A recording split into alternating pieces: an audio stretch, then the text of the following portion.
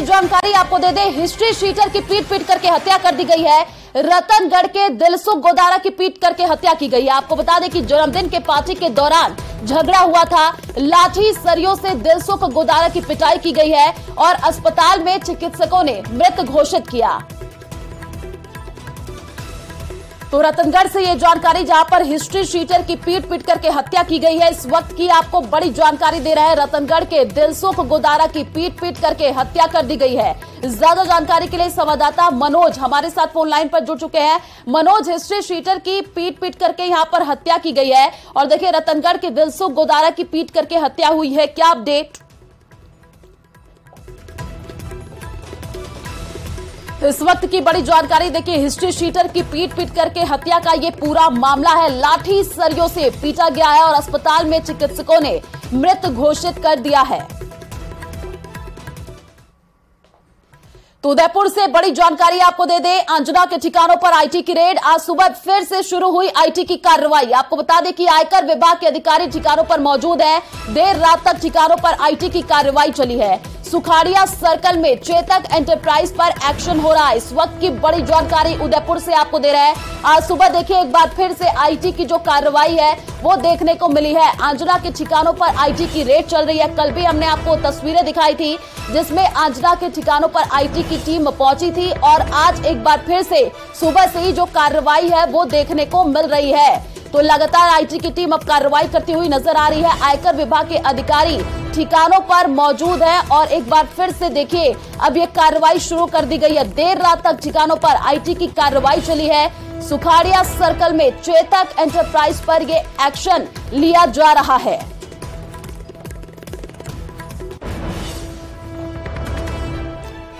तो अंजना के देखिए अलग अलग ठिकानों पर ये कार्रवाई की जा रही है और कल देर रात तक ये कार्रवाई की गई है। एक बार फिर से आईटी की टीम सुबह पहुंची है और कार्रवाई की जा रही है। आयकर विभाग के अधिकारी ठिकानों पर मौजूद है और ये कार्रवाई और भी ज्यादा तेज होती हुई नजर आ रही है। कल भी हमने आपको तस्वीरें दिखाई थी जब देर रात तक ठिकानों पर आईटी की कार्रवाई चलती हुई दिखी थी और आईटी की टीम पहुंची थी और कार्रवाई करती हुई नजर आई थी। और एक बार फिर से आज सुबह से ही जो आईटी की कार्रवाई है वो शुरू कर दी गई है। आयकर विभाग के जो अधिकारी हैं वो ठिकानों पर मौजूद हैं और कार्रवाई कर रहे हैं। ज्यादा जानकारी के लिए संवाददाता कमलेश हमारे साथ फोन लाइन पर जुड़ चुके हैं। कमलेश, अंजना के ठिकानों पर ये कार्रवाई की जा रही है। कल देर रात तक ये कार्रवाई चली है और आज सुबह एक बार फिर से अधिकारी पहुंचे और कार्रवाई करते हुए दिख रहे हैं, क्या अपडेट अभी? जी देखिए, बिल्कुल आज सुबह फिर से जो है कि सहकारिता मंत्री उदयलाल आंजना के ठिकानों पर फिर से जो इनकम टैक्स की जो रेट है फिर से आज सुबह शुरू की गई और अधिकारी वहां ठिकानों पर पहुंचे और फिर से जो है कि एक बार जो कि जांच शुरू की गई और जो है कि वहां के जो लोग जो ऑफिस के स्टाफ है उनसे फिर से पूछताछ की जा रही है। साथ ही जो कई सारे जो डॉक्यूमेंट्स उनको खंगाले जा रहे हैं ताकि जल्द से जल्द किसी मामले पर पहुंचा जा सके। ऐसे में फिर से जो है कि लगातार जाँच की जा रही है। जी बिल्कुल कमलेश, आप नजर बना करके रखिए। कमलेश, ये बताइए कि अभी कुछ दस्तावेज या कुछ बरामद हुए हैं, क्योंकि कल जब कार्रवाई की गई थी तो लगातार यहाँ पर नेताओं के बयान भी सामने आ रहे थे और कांग्रेस के कई नेता मंत्री यही कह रहे थे कि अब आने वाले दिनों में चुनाव है तो ये बीजेपी की तरफ से ही कार्रवाई करवाई जा रही है। जी देखिए, बिल्कुल कुछ दस्तावेज खंगाले हैं और कुछ दस्तावेज लिए भी और रात को देर रात तक की कार्रवाई चली। ऐसे में जो है कि यहाँ से एक लैपटॉप भी इन्होंने अपने कब्जे में लिया है और जो यहाँ स्टाफ के जो लोग थे उनसे गोपनीय तरीके से पूछताछ की गई। हालांकि मीडिया के सामने किसी तरह के अधिकारी ने कोई बयान नहीं दिया। ऐसे में जो कि फिर से आज सुबह जो कि कार्रवाई शुरू की गई। जी चलिए कमलेश, आप नजर बना करके रखिए, आगे भी आपसे अपडेट लेंगे। फिलहाल शुक्रिया तमाम जानकारी साझा करने के लिए।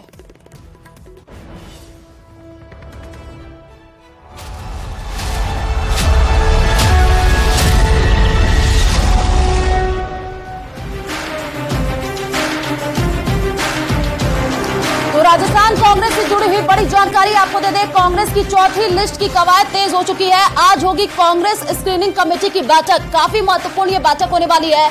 दिल्ली में स्क्रीनिंग कमेटी की ये बैठक होगी। गौरव गोगोई की अध्यक्षता में देखिए मीटिंग होने वाली है। मुख्यमंत्री अशोक गहलोत भी इसमें शामिल होंगे और शाम 5 बजे स्क्रीनिंग कमेटी की ये बैठक होनी है। कल गहलोत गोगोई ने टिकट पर मंथन किया था। तो आज की ये बैठक काफी महत्वपूर्ण मानी जा रही है, क्योंकि देखिए इस बैठक के बाद ये कयास लगाया जा रहा है कि कांग्रेस अपनी चौथी लिस्ट भी जारी कर सकती है। शाम 5 बजे स्क्रीनिंग कमेटी की ये बैठक होने वाली है। ये बड़ी जानकारी आपको दे रहे हैं। और अभी तक देखिए कांग्रेस ने अपनी 3 लिस्ट जारी कर दी है। अब चौथे लिस्ट का इंतजार है, क्योंकि अब चिंतन मंथन किया जा रहा है और दिल्ली में स्क्रीनिंग कमेटी की बैठक होगी। इसमें जो तमाम बड़े कद्दावर नेता हैं इस बैठक में मौजूद रहने वाले हैं। गौरव गोगोई की अध्यक्षता में ये मीटिंग होगी। आपको बता दें कि मुख्यमंत्री अशोक गहलोत भी इसमें शामिल होने वाले हैं और इसमें मंथन किया जाएगा, चिंतन किया जाएगा कि जो चौथी लिस्ट है उसमें कौन कौन से नामों का ऐलान किया जाए। क्योंकि देखिए अभी तक कांग्रेस ने अपनी 3 लिस्ट जारी की है, उसमें कई ऐसे लग रहे थे, कयास लगाए जा रहे थे कि चौंकाने वाले नाम सामने आएंगे, लेकिन वही जो सिटिंग एमएलए उन्हीं को टिकट दिया गया है। अब सभी की नजरें हैं कि जब चौथी लिस्ट जारी की जाएगी तो उसमें कौन कौन से चौंकाने वाले नाम सामने आ सकते हैं। और इसी खबर पर ज्यादा जानकारी के लिए संवाददाता लखवीर हमारे साथ फोन लाइन पर जुड़ चुके हैं। लखवीर, देखिए अब सभी को चौथे लिस्ट का इंतजार है और ये कहा जा रहा है कि चौथे लिस्ट में कुछ चौंकाने वाले नाम सामने आ सकते हैं, क्योंकि अभी तक जो लिस्ट सामने आई है उसमें यही देखा गया है कि कांग्रेस ने वही दाव खेला है, वही सारे नाम जो रिपीट किए हैं, कुछ नए नाम नहीं। क्या जो चौथी लिस्ट होगी उसमें कुछ चौंकाने वाले नाम?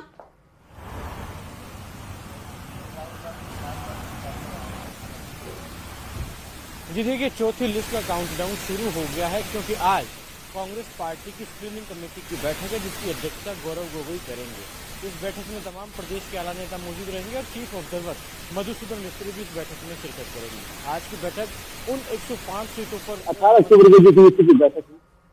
तो देखिए आज कांग्रेस स्क्रीनिंग कमेटी की बैठक होनी है। ये बड़ी जानकारी आपको दे रहे हैं। दिल्ली में स्क्रीनिंग कमेटी की बैठक होगी और चौथी लिस्ट को लेकर के देखिए यहां पर मंथन किया जाएगा। गौरव गोगोई की अध्यक्षता में ये मीटिंग होनी है और किस किस नामों पर फाइनल मुहर लगेगी इस जो बैठक है उसके बाद से सामने आएगी, क्योंकि देखिए इसमें चिंतन मंथन किया जाएगा, क्योंकि शाम 5 बजे स्क्रीनिंग कमेटी की ये बैठक काफी महत्वपूर्ण हो जाती है।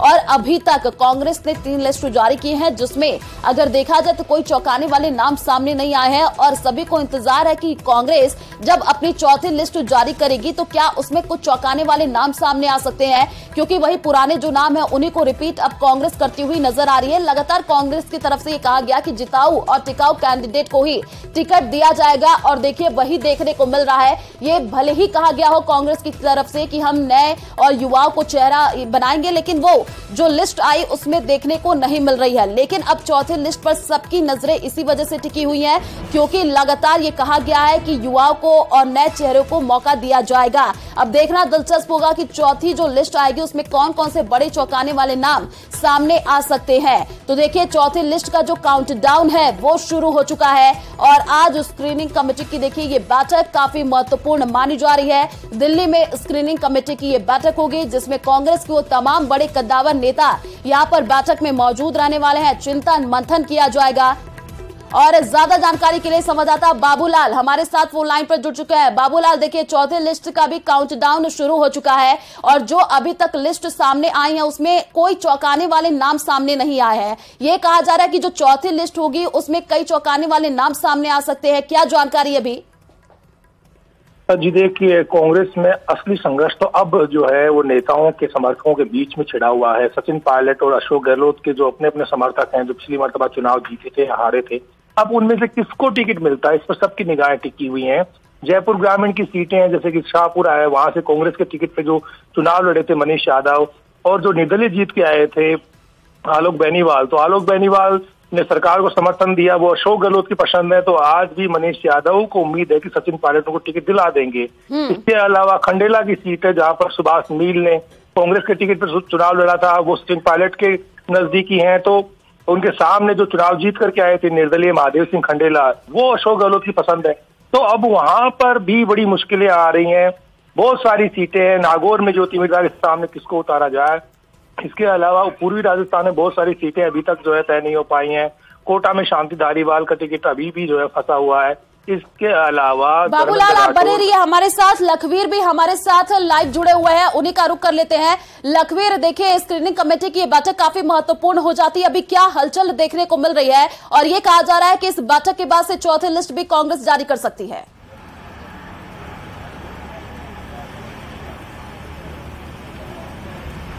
जी बिल्कुल, चौथी लिस्ट का काउंटडाउन शुरू हो गया है क्योंकि आज कांग्रेस स्क्रीनिंग कमेटी की बैठक है और उस बैठक में उन तमाम 105 सीटों पर मंथन किया जाएगा जिनका ऐलान कांग्रेस अब तक नहीं कर पाई है, क्योंकि हमने देखा कि 3 टुकड़ों में कांग्रेस पार्टी अब तक 95 नामों का ऐलान कर चुकी है। ऐसे में अब उन तमाम 105 सीटों पर सभी का निगाहें हैं जिन पर अब ऐलान होना बाकी है। हालांकि सबसे ज्यादा जो पेश है वो इन्हीं 105 सीटों पर फंसा हुआ है, क्योंकि अब तक की जो 95 सीटों का ऐलान किया गया है उनमें अधिकतर मौजूदा विधायकों को ही रिपीट किया गया है। ऐसे में अब उम्मीद है कार्यकर्ताओं में भी और राष्ट्रीय लीडरशिप में भी कि नए चेहरों को मौका दिया जाएगा, क्योंकि 18 अक्टूबर को जो सीईसी की बैठक हुई उसमें राष्ट्रीय आलाकमान ने निर्देश दिए थे कि जो पैनल सौंपा गया है वो सिंगल नाम पैनल सौंपे गए हैं, जो सूचियां आई थी वो सिंगल नाम की आई थी। ऐसे में अब आज जो मंथन होगा उसमें तमाम तरीके की एक्सरसाइज की जाएगी, होमवर्क किया जाएगा और ये देखना दिलचस्प भी होगा कि अब जो सीईसी की बैठक होगी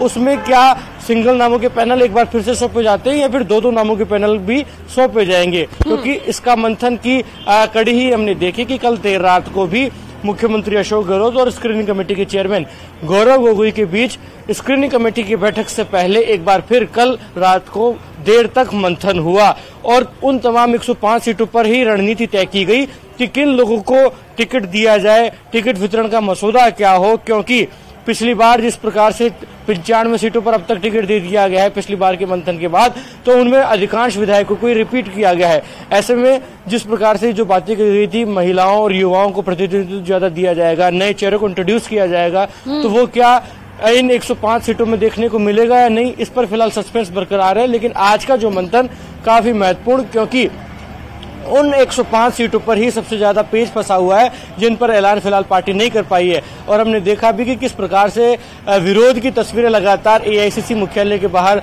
डेली देखी जाती हैं और प्रत्याशियों के नाम के ऐलान से पहले भी दिल्ली में विरोध हुआ उन तमाम नामों को लेकर जिनको कि उनके समर्थक नहीं चाहते कि इस पर्टिकुलर व्यक्ति को वापस रिपीट किया जाए। हाँ। ऐसे में कांग्रेस के सामने चुनौती बड़ी है।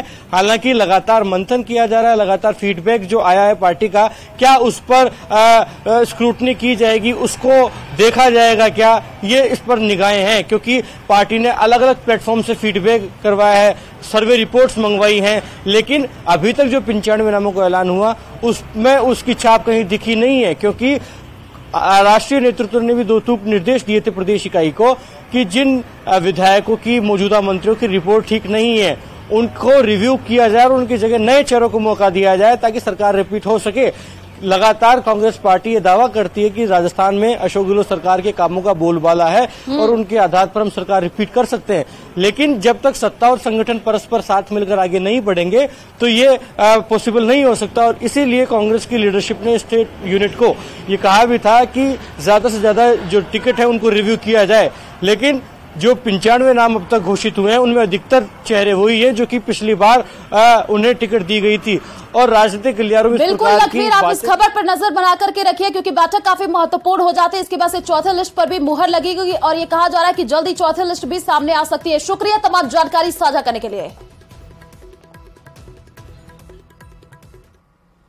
तो श्रीगंगानगर से बड़ी खबर का रुख कर लेते हैं। बड़ी जानकारी आपको दे दे, साधु शहर सीट पर कांग्रेस में बगावत देखने को मिल रहा है। टिकट कटने से नाराज ओम बिश्नोई ने बगावत कर दी है। आपको बता दें कि ओम बिश्नोई ने निर्दलीय चुनाव लड़ने का ऐलान किया है। पार्टी नेतृत्व पर सर्वे को नजरअंदाज का आरोप भी लगाया है।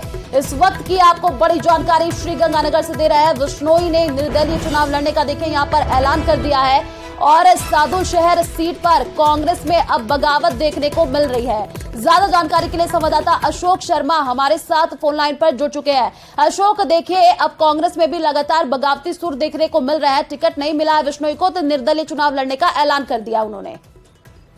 बिल्कुल आयुषी, देखिए पहले भाजपा में हमें गंगानगर सीट और अनूपगढ़ विधानसभा सीट पर बगावत देखने को मिल रही थी, तो अब साधु शहर सीट पर कांग्रेस के बागी एक उम्मीदवार के तौर पर ओम बिश्नोई का नाम सामने आया है। ओम बिश्नोई ने प्रेस कॉन्फ्रेंस कर पार्टी के शीर्ष नेतृत्व पर भी अविश्वास जताया और कहा कि उन्होंने सर्वे की रिपोर्ट को पूरी तरह से खारिज किया। सर्वे में उनका नाम सबसे पहले चल रहा था, लेकिन सर्वे को नजरअंदाज करते हुए मौजूदा विधायक को ही टिकट दे दी गई। साथ ही साथ उन्होंने बिना नाम लिए अप्रत्यक्ष रूप से क्षेत्र की कानून व्यवस्था को लेकर भी सवाल खड़े किए और क्षेत्र में पनप रहे अवैध नशे के काले कारोबार के साथ साथ सिंचाई पानी की समस्या को भी प्रमुखता से उठाया। उन्होंने कहा कि पार्टी नेतृत्व ने उनके नाम को लगातार दूसरी बार खारिज किया है, तो ऐसे में अब वो बतौर निर्दलीय उम्मीदवार विधानसभा चुनाव में अपनी ताल ठोकेंगे। और 4 नवंबर को चूंकि कल से नामांकन की प्रक्रिया भी शुरू होने जा रही है आयुषी, तो ऐसे में 4 नवंबर को ओम बिश्नोई ने अपने समर्थकों के साथ नामांकन पत्र जमा कराने का भी घोषणा की है। बिल्कुल अशोक, देखिए अब लगातार जिस हिसाब से प्रत्याशियों का ऐलान भी किया जा रहा है उसको लेकर के अब बगावती सुर कांग्रेस में भी देखने को मिल रहा है। आप नजर बना करके रखिए। शुक्रिया तमाम जानकारी साझा करने के लिए। तो विधानसभा चुनाव 2023 आपको बता दें कि भारत आदिवासी पार्टी बीएपी ने अपनी तीसरी सूची जारी की है। तीसरी सूची में 4 सीटों पर उम्मीदवारों घोषित कर दिया गया है। डूंगरपुर विधानसभा सीट से कांतिलाल रोत को टिकट मिला है। डूंगरपुर की सांगवाड़ा विधानसभा सीट से मोहनलाल रोत को टिकट मिला है। बांसवाड़ा की गढ़ी से मणिलाल गरासिया को टिकट दिया गया है। उदयपुर की अगर हम बात कर ले तो झाड़ोल से दिनेश पांडोर को प्रत्याशी बनाया गया है। इस वक्त की बड़ी जानकारी देखिए, भारत आदिवासी पार्टी ने भी अपने यहाँ पर तीसरी सूची जारी कर दी है और कई लोगों को टिकट दिया गया है। अब देखिए राजस्थान में जो मुकाबला है बहुत ही ज्यादा दिलचस्प होता हुआ दिख रहा है, क्योंकि लगातार अब यहाँ पर जो क्षेत्रीय पार्टियां हैं वो भी अब यहाँ पर अपने किस्मत को आजमाती हुई नजर आ रही है। देखिए आरएलपी ने भी अपने प्रत्याशियों की सूची जारी कर दी है। आम आदमी पार्टी भी इस बार मैदान में है और भारत आदिवासी पार्टी ने भी अपनी तीसरी सूची जारी कर दी है और कई चौंकाने वाले नाम भी हैं, वो हम आपको बता रहे हैं। उदयपुर की बात कर ले तो झाड़ोल से दिनेश पांडोर को टिकट दिया गया है। तो देखिए तीसरी सूची में 4 सीटों पर नाम घोषित कर दिया गया है और डूंगरपुर विधानसभा सीट से कांतिलाल रोत को टिकट दिया गया है।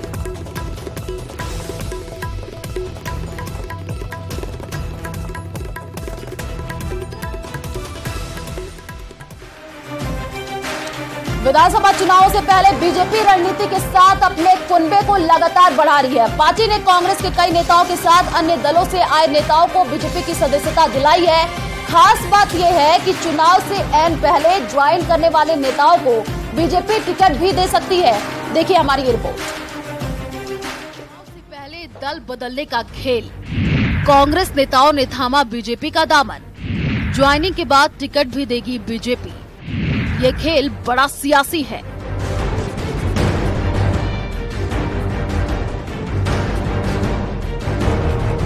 राजस्थान के विधानसभा चुनाव में अब 1 महीने से भी कम का वक्त बचा है। ऐसे में बीजेपी ने दूसरी पार्टियों के नेताओं को अपनी पार्टी में शामिल करने का सिलसिला तेज कर दिया है।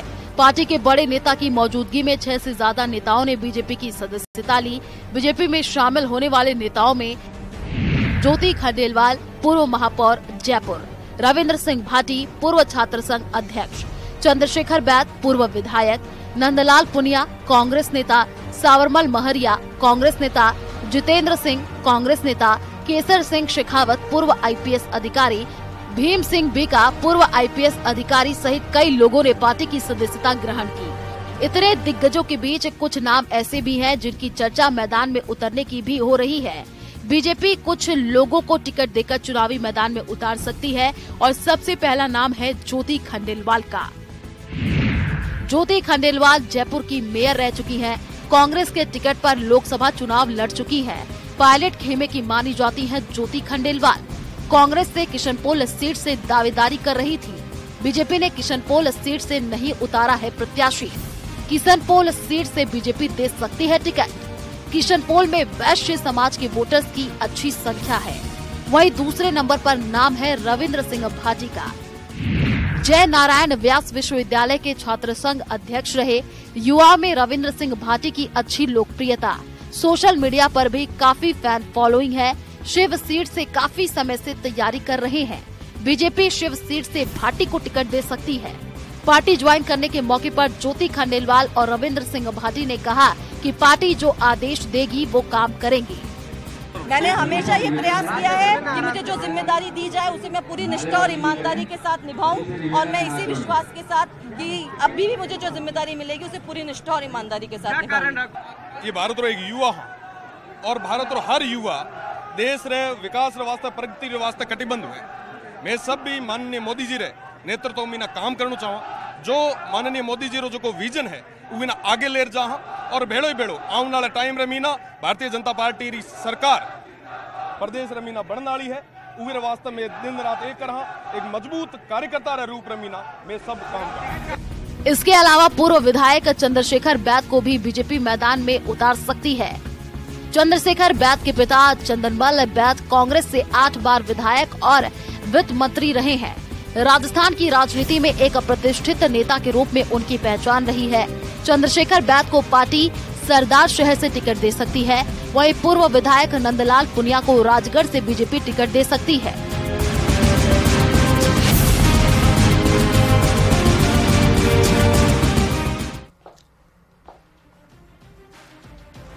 तो महुआ विधायक और कांग्रेस प्रत्याशी ओम प्रकाश हुड्डा लगातार आपको बता दें कि विवादों में फंसते नजर आ रहे हैं। पहले ईडी की कार्रवाई और अब विधायक का महिला को बांटने का वीडियो सामने आ गया है, जिसके बाद रिटर्निंग अधिकारी ने प्रथम दृश्य आचार संहिता का उल्लंघन मानते हुए कांग्रेस प्रत्याशी से जवाब मांगा है।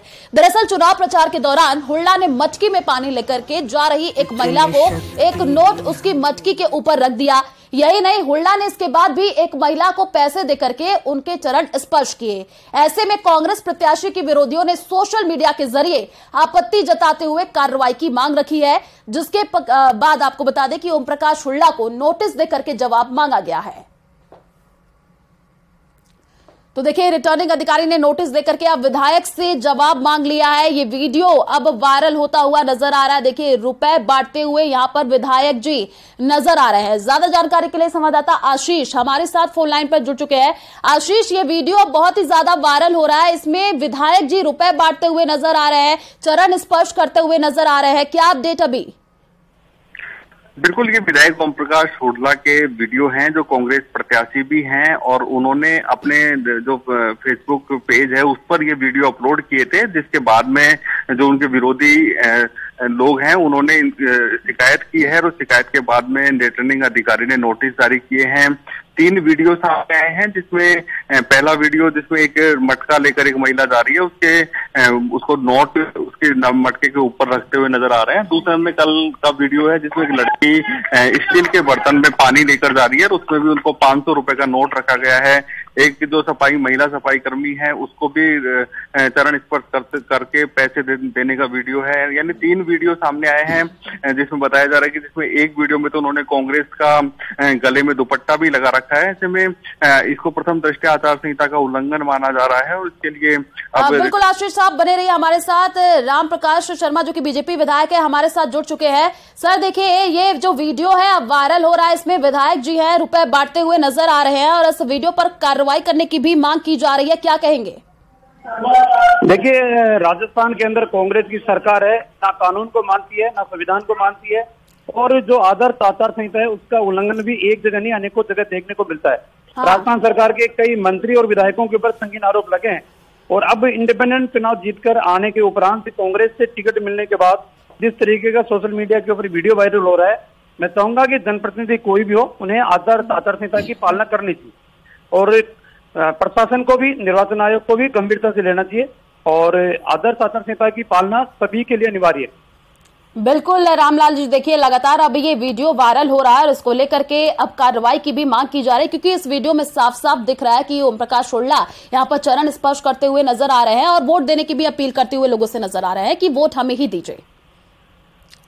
देखिए, इस समय चुनावी प्रक्रिया शुरू हो चुकी है। चुनावी प्रक्रिया के दौरान इस तरीके का कृत्य करना ये असंवैधानिक है और इसको निर्वाचन आयोग को गंभीरता से लेना चाहिए। ठीक है, शुक्रिया रामलाल जी हमसे बातचीत करने के लिए। तो देखिए, पैसे देते हुए हुड्डा का ये जो वीडियो है अब सोशल मीडिया पर जम करके वायरल हो रहा है और देखिए तस्वीर भी हम आपको टीवी स्क्रीन पर दिखा रहे हैं, जिसमें आप देख पा रहे हैं कि ये विधायक जी है और ओम प्रकाश हुड्डा है ये, जो यहाँ पर महिलाएं जा रही है और पानी मटकी में लेकर के उनके पैर स्पर्श करते हुए नजर आ रहे हैं और 500 के जो नोट है वो मटकी पर रखते हुए नजर आ रहे हैं। तो टोंक से बड़ी खबर का रुख कर लेते हैं। बड़ी जानकारी आपको दे दें, 3 नवंबर को नामांकन भरेंगे विजय बैंसला। आपको बता दें कि जन्मदिन के मौके पर नामांकन बैंसला भरने वाले हैं और नामांकन को ऐतिहासिक बनाने में जो कार्यकर्ता है वो भी जुटे हुए हैं। रैली के साथ उनियारा अब बैंसला पहुंचने वाले हैं। देवली उनियारा से बीजेपी प्रत्याशी है बैंसला।